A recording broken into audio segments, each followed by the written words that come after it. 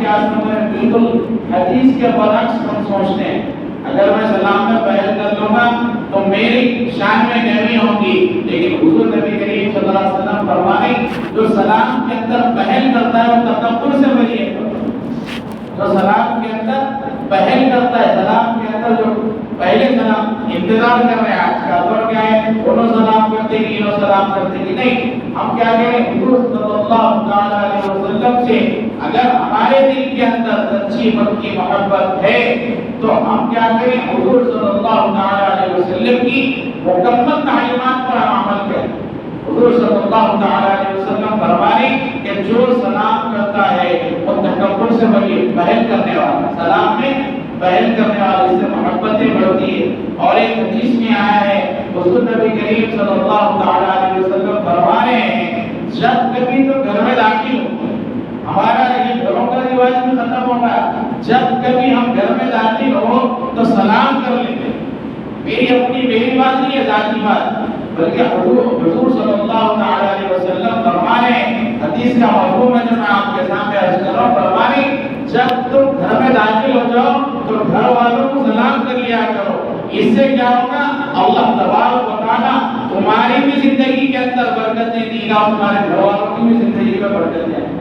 تو ہم یہ زندگی کے اندر اس کو ہم اپنی زندگی کے اندر یہ تبدیلی لائیں، ہم جو ہے لوگوں کے سلام کا انتظام نہ کریں۔ سلام کا کرنا یہ بہت بڑی اہمیت کا حامل ہے۔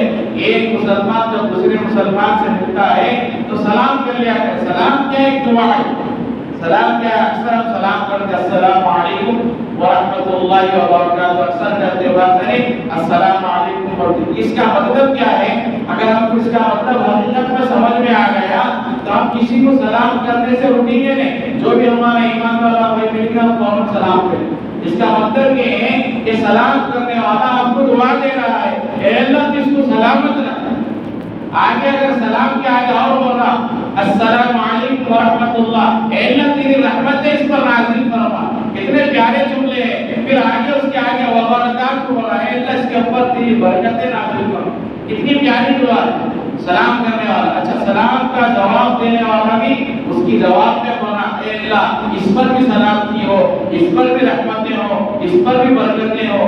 جب بھی ہم کسی سے ملاقات کریں تو سلام کر لیا کریں، بڑا چھوٹا نہ دیکھیں ارے میرے سے چھوٹا ہے اس کو میں کیا سلام کروں، میرے کو سلام نہیں کرتے میں میرے کو سلام کروں، نہیں، ہم جب بھی کسی ایمان والے بھائی سے ملاقات کریں تو سلام کر لیا کریں۔ اور سلام کی کتنی پیاری حدیث ہے، فرمایا حضور صلی اللہ علیہ وسلم جو سلام میں بیان کرتا ہے تکبر سے بری۔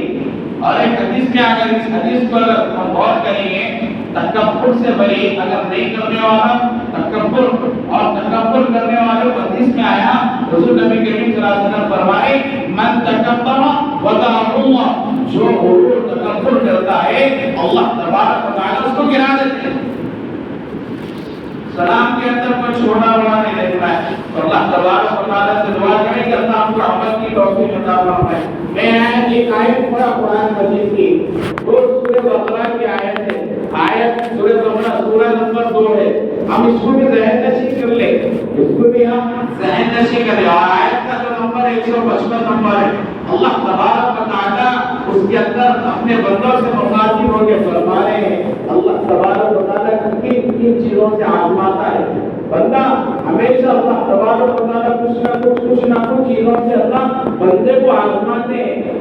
اللہ تبارک و تعالی جب دنیا کے اندر کبھی بھی بگاڑ آتا، جب کبھی دنیا والے اللہ کو چھوڑ دیتے، اللہ کی عبادت کو چھوڑ دیتے، اللہ کے خالق ہونے کا انکار کر دیتے، کوئی جو ہے جھاڑوں کو اپنا معبود بنا لیتا، کوئی جو ہے پانی کو اپنا معبود بنا لیتا، کوئی آگ کو اپنا معبود بنا لیتا، کوئی کسی کو کوئی سورج کو اپنا معبود بنا لیتا، تو اس گئے گزرے دور میں یعنی ویسے دور کے اندر اللہ تبارک و تعالی اپنے معصوم بندوں کو نبی بنا کر اس قوم کے اندر بھیجتے تھے۔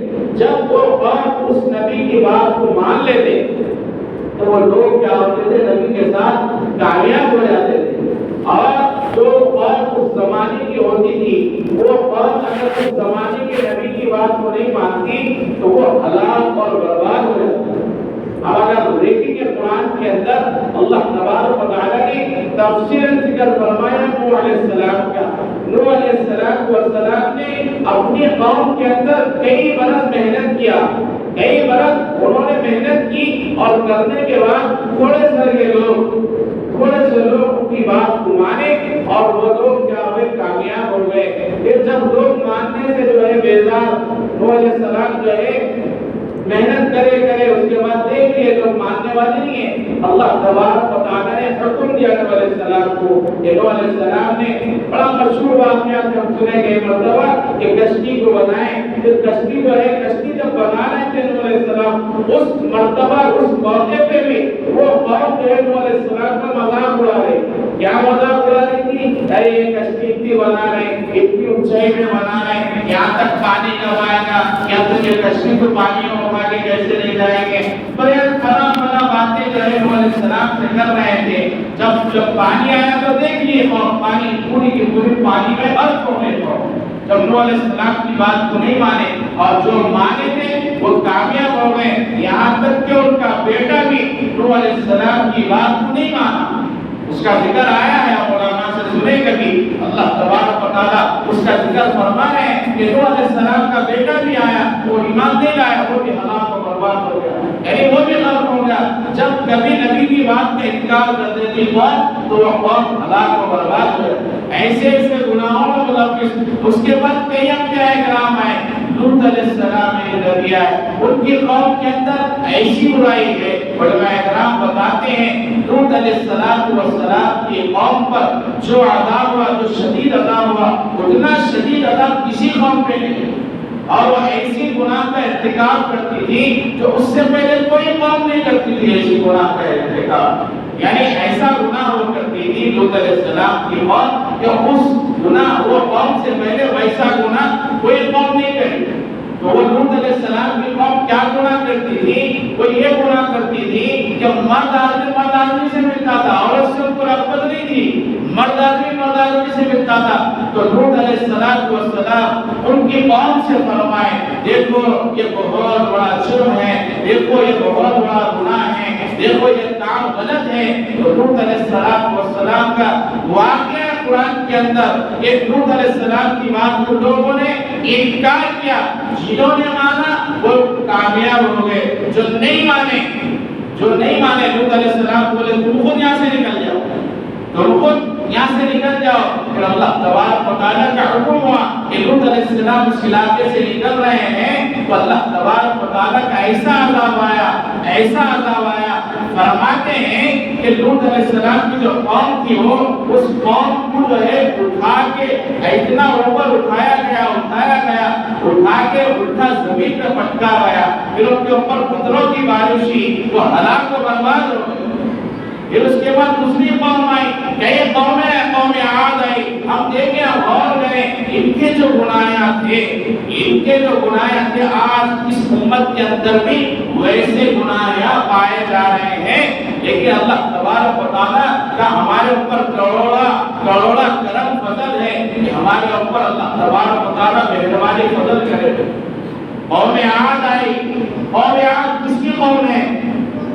قوم عاد ہود علیہ السلام کی قوم، وہ قوم آئی، وہ قوم جب ہود علیہ السلام کی بات کو مانی، اس میں سے کچھ لوگ وہ کامیاب ہو گئے، پھر کچھ لوگ نہیں مانے، وہ ناکام ہلاک و برباد ہو گئے۔ پھر قوم سمود آئی، قوم سمود کا معاملہ تو ایسا تھا، وہ قوم سمود کس کی قوم تھی؟ حضرت صالح علیہ السلام کی قوم تھی۔ انہوں نے صالح علیہ السلام نے اپنی قوم کے اندر بتایا، دیکھو میں اللہ کا نبی ہوں، جو تم کام کر رہے ہو غلط ہے، خالق و مالک اللہ ہے، اس کی عبادت کرو، اس کی جو ہے مانو، اس کی جو ہے تمام کی تمام جو عبادتیں اس کی کرو، یہ کام غلط ہے، یہ کام غلط ہے، میں اللہ کا نبی ہوں۔ تو انہوں نے فرمایا تم اگر نبی ہے تو کوئی معجزہ بتاؤ نبی ہونے کا، تو تفصیلاً واقعہ ہے، وہ اٹھنی اس پہاڑ میں سے بتائے کہ پہاڑ میں سے اٹھنی نکال کے بتاؤ۔ اچھا اللہ تبارک و تعالیٰ نے اس قوم کو ایسی طاقت دیا، نہ ہمارے اندر ویسی طاقت ہے نہ ویسی عمریں ہیں، ہماری عمریں کیا ہیں؟ 60-70 سال کی درمیانی عمر ہے، ان کی جو عمریں تھی ہم معلوم اگر کریں گے تو آپ کو ہم جو ہے نا ہم حیرت کریے، ہاں اتنی عمریں تھی 800-900 برس ان کی عمریں۔ اچھا ہمارا قد کیا ہے؟ زیادہ سے زیادہ 7 فٹ 4 انچ ایک پرسن کے ماہرین بتا رہے تھے آج ہماری دنیا کے اندر جو سب سے اونچا انسان ہے وہ 7 فٹ 5 انچ کا کچھ ہے بتا رہے ہیں، اس سے زیادہ 9 فٹ 10 فٹ کا آج نہیں ہے دنیا کے اندر۔ تو اس زمانے کے اندر ہمارے قد سے بھی کئی گنا اونچے لوگ رہتے تھے، ایسی طاقت اللہ کو دیا تھا، لیکن اللہ تبارک و تعالیٰ کی بات کو جو ہے نا انہوں نے ٹھکرایا، نبی کی بات کو ٹھکرایا، ہلاک و برباد ہو گئے۔ اسی طریقے سے کئی انبیاء اکرام آئے، 1 لاکھ کم و بیش 24,000 انبیاء اکرام آئے، اسی بات کو لے کے چلے کہ لوگوں تم جو کام کر رہے ہو غلط ہے، تم جو کام کر رہے ہو غلط ہے۔ کوئی نبی آئے، ان کی قوم کے اندر یہ تھا کہ نام دور میں کمی کرتے تھے، ان سے نبی فرمائے شعیب علیہ السلام کی قوم تھی، ان سے فرمائے نہیں یہ تمہارا کام غلط ہے، جو مانے کامیاب ہو گئے۔ آخر میں جو ہے ہمارے نبی حضرت محمد مصطفیٰ صلی اللہ علیہ وسلم، جب یہ نبی آنے سے پہلے، یہ نبی آنے سے پہلے بھی دنیا کے اندر یہ ماحول تھا کہ لوگ اپنے گھروں کے اندر بیٹی کو پیدا ہوئی تو عیب سمجھتے تھے، بیٹی کو زندہ دفن کر دیتے تھے، اور اگر کسی جگہ پہ ایک قبیلے والے کا دوسرے قبیلے والے کے اونٹ سے پہلے اگر اونٹ پانی پی لیا، ان کے اندر اتنی جہالت تھی برسوں نہ برس کو لڑائی جھگڑے کرتے تھے، اتنی جہالت کی کہ شراب کو شان سمجھ کے پیتے تھے، زنا کو شان سمجھ کے کرتے تھے، ایسی ایسی برائیاں تھی۔ اس برائی کے اندر ہمارے اور آپ کے نبی صلی اللہ علیہ وسلم نے ان لوگوں میں سے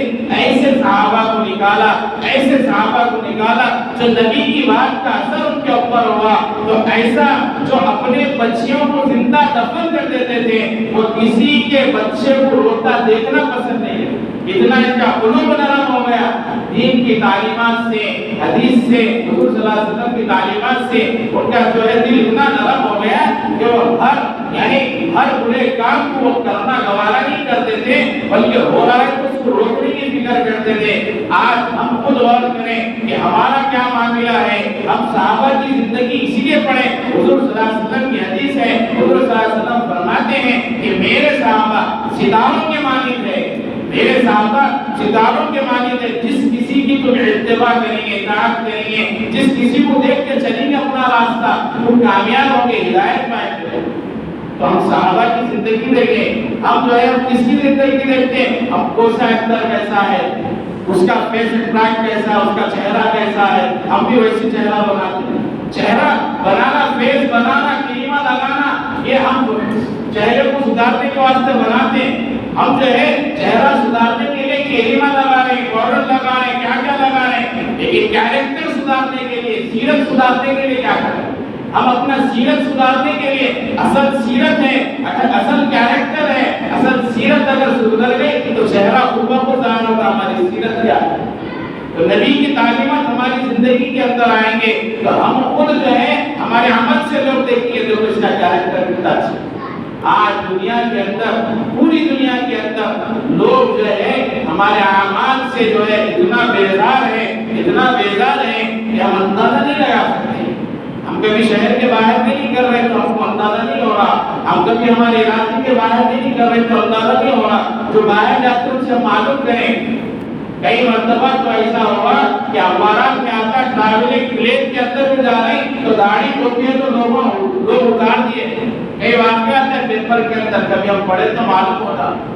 ہمارا ماحول ایسا ہو گیا، لوگ یہ سمجھ رہے نہیں، یہ لوگ جھوٹ بولنے والے ہو گئے، یہ لوگوں کے ہوتا جھوٹ بولنے والا کوئی نہیں ہے۔ حالانکہ اللہ تبارک و تعالیٰ کی تعلیمات کیا ہے؟ لعنت اللہ علی الکاذبین، جھوٹوں پہ اللہ تبارک و تعالیٰ کی لعنت ہے۔ حدیث کا فرمان کیا ہے؟ الکذب ینقص الرزق، جھوٹ رزق کو گھٹا دیتا ہے۔ لیکن ہمارا جو ہے معاملہ کیا ہے؟ ہم جب تک ہم خود بولتے زبانوں سے، کسی کو بولنا ضروری نہیں ہے، ہم خود بولتے نہیں میں جب تک جھوٹ نہیں بولوں گا میرا کام نہیں چل سکتا، جب تک میں دوسرے کو دھوکہ نہیں دوں گا میرا کام نہیں چل سکتا۔ اور حضور نبی کریم صلی اللہ علیہ وسلم نے ویسے لوگوں پہ محنت کیا، محنت کرنے کے بعد ان کے لیے زندگی کو لگانا آسان ہو گیا۔ یعنی اپنے آپ کو اللہ کے راستے میں شہید کرنا ان کے لیے آسان ہو گیا. وہ اپنے آپ کو اللہ کی راہ میں ایسا قربان کریں. ہم جو ہے دیکھیں حضرت عمر فاروق رضی اللہ تعالیٰ عنہ کی زندگی. حضرت عمر فاروق رضی اللہ تعالیٰ عنہ جب دین کی دولت نہیں تھی ان کے پاس، جب اسلام نہیں قبول کرے تھے، حضور نبی کریم صلی اللہ تعالیٰ علیہ وسلم نے دعائیں مانگی. حضرت عائشہ صدیقہ رضی اللہ عنہ روایت کرتے ہیں کہ حضور صلی اللہ تعالیٰ علیہ وسلم نے دعائیں مانگی حضرت عمر رضی اللہ عنہ کے لیے، اے اللہ عمر کو داخل اسلام کر دے. حضرت عمر رضی اللہ تعالیٰ اس دین کے خاطر، اس دین کے لیے، یہ دین کی پہچان تھی جو جس نے حضرت عمر رضی اللہ تعالیٰ کو شہید کیا. عثمان غنی رضی اللہ تعالیٰ یہ کون ہیں یہ جو شہید ہوئے؟ تو ہم ان کا اندازہ کریں کہ وہ کون تھے. حضرت عمر کون تھے؟ حضور صلی اللہ علیہ وسلم کی حدیث ہے، حضور صلی اللہ علیہ وسلم فرماتے ہیں جس جگہ سے عمر گزر جاتے اس جگہ سے مجال لیے کہ شیطان گزرتے ہیں. حضرت عمر رضی اللہ تعالیٰ ایسے جلیل القدر صحابی شہید ہو گئے. کب یہ دین کی بات ان تک پہنچی؟ جب محنتیں ہوئی. اب حضرت عثمان غنی رضی اللہ تعالیٰ یہ کون ہے؟ خلیفہ دوم حضرت عمر، خلیفہ دوم حضرت عثمان بن عفان.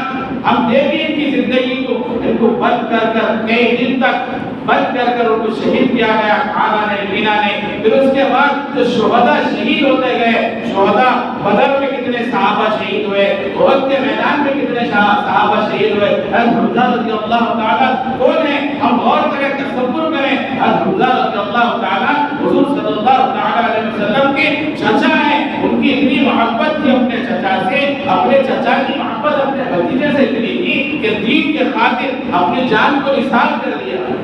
حضرت حمزہ رضی اللہ تعالیٰ کا اب ہم مشہور واقعہ تھے جس کا کلیجہ کچا چبایا گیا. مشہور واقعہ جو اتنے صحابہ اس دین کے خاطر شہید ہوئے. پھر اس دین کے خاطر نواسۂ رسول حضرت سیدنا امام حسین رضی اللہ تعالیٰ اس دین کے خاطر اپنے گھر کو قربان کر دی. اب غور کریں، تصور کریں کہ اس دین کے خاطر کتنی قربانیاں ہوئی، کتنی قربانیاں ہوئی. اب ہم جو ہے اپنے وقت کو قربان کر کر نماز پانے کی قربانی دینے کے لیے پیچھے. اپنے وقت کی قربانی ہے، نماز کو آنا ہے. نماز کو آنے کے لیے 10 منٹ 15 منٹ پہلے آ گئے تو ہم کو بیان سننا پڑتا. لہذا جب عربی خطبہ شروع ہوگا جب مسجد کو جائیں گے، جماعت ٹھہر کی اقامت کی آواز آئیں گی تو ہم مسجد کو جائیں گے. 1 منٹ باقی رہے گا تو مسجد کو جائیں گے. ہم نیند کی قربانی لے رہے ہیں. فجر کی نماز میں سردی ہے، نہیں، فجر کی نماز کو قضا کریں. پڑھنے والوں کا حساب نہیں، پڑھنے والے تو کب فجر ہو رہی کب نہیں ہو رہی معلوم ہی نہیں. فجر کا کیا وقت ہے معلوم ہی نہیں، ظہر کا کیا وقت ہے معلوم ہی نہیں. محلے کی مسجد ہے، کسی سے پوچھ لیں بھائی مسجد میں ظہر کی نماز کب ہے؟ بھائی صبح 1 بجے کی 1:30 بجے ہے کی اذان کب ہوتی؟ 1 بجے 21 کو کچھ ہوتی. ایک جنوں سے پوچھے بھائی عصر کی نماز کب ہے؟ دونوں بولے عصر کی کوسی نماز. دیہاتوں کے واقعات نہیں، شہر کی واقعات. عصر کی کوسی بولے 5 بجے کی کیا. ایسی ہماری تعلیمات ہے. تو ہم جو ہے دین سے چھونے کے لیے نبی تو ہم کو آنے والے نہیں ہیں. نبوت کا سلسلہ تو ختم ہو گیا. اللہ تبارک و تعالی نے فرما دیا ما كان محمد ابا احد من رجالكم ولكن رسول الله وخاتم النبيين. اب نبوت کا سلسلہ تو ختم ہو گیا. نبی تو آنے والے نہیں ہم کو سمجھانے کے لیے. اس زمانے کے اندر تو نبی آتے تھے سمجھاتے تھے، لیکن آج علماء ہیں ہم کو سمجھانے کے لیے ہیں. ہم ان کی صحبت اختیار کریں. ہم ایک ایک چیز کو معلوم کرنے کی فکر کریں، کوشش کریں. اس سے پہلے بھی بتایا میں ہم چھوٹے چھوٹے اعمال ہم سیکھیں. ہم شرمانا نہیں. ہم جو ہے یہ ہمیں اتنا بڑا ہو گیا کیسا سیکھو، اصول کے فرائض سیکھیں، وضو کے فرائض سیکھیں. ہم جو ہے نا ہم چھوٹے چھوٹے اعمال ضرورت کو جانے کا مسائل، ہم جو ہے بیت الخلا میں کیسا جانا، بیت الخلا سے کیسا نکالنا. نبی کریم صلی اللہ علیہ وسلم ہم کو ساری کی ساری چیزیں بتائے ہیں. تو ہم اس کو کیا کریں نہیں معلوم ہے، بڑے ہو گئے نہیں سیکھ سکے. ہم جس کو معلوم ہے اس سے دریافت کر لیں کہ بھائی اصول میں کتنے فرض ہے. آسان معاملہ ہے. کئی جنے جو ہے اصول کے مسائل نہیں معلوم ہونے کی وجہ سے اصول نہیں ہوتا. 2 3 بچوں کے بعد ہو گئے، 2 3 بچوں کے بعد ہو گئے. ان سے اگر پوچھیں بھائی وضو کے کتنے فرائض ہیں، بولے نہیں معلوم. اصول کے کتنے فرائض ہیں، بولے نہیں معلوم. اتنی ہم دین سے دور ہے میرے دوستوں اور عزیزوں. ہم جو ہے دین کی تعلیمات حاصل کریں. ہم جو ہے بیان سے پہلے آنے کی کوشش کریں. بیان شروع ہوتا ہم مکمل بات سننے کی کوشش کریں اور مکمل بات سمجھ میں آ گئی، کچھ سمجھ میں آ گئے تو ہم بات کو اپنے اندر محدود نہ رکھیں. حضور صلی اللہ علیہ وسلم کی حدیث ہے, فرماتے ہیں حضور صلی اللہ علیہ وسلم جو تمہارے تک میری بات پہنچ جائے وہ دوسروں تک پہنچا دو, تمہارے لیے امانت ہے. حدیث کیا ہے؟ ہم دوسروں تک پہنچا دیں. نیک اچھی بات کیا ہے؟ ہم دوسروں تک پہنچا دیں. اور بری بات جو بھی ہے اس کو روکنے کی فکر کریں, کوشش کریں کہ اللہ تبارک و تعالیٰ سے دعا بھی کریں کہ اللہ تبارک و تعالیٰ کہی ہوئی بات پر اور عمل کرنے کی توفیق عطا فرمائے. بات کہنے میں گستاخی ہوگی تو اللہ معاف فرمائے. وآخر دعوانا الحمدللہ.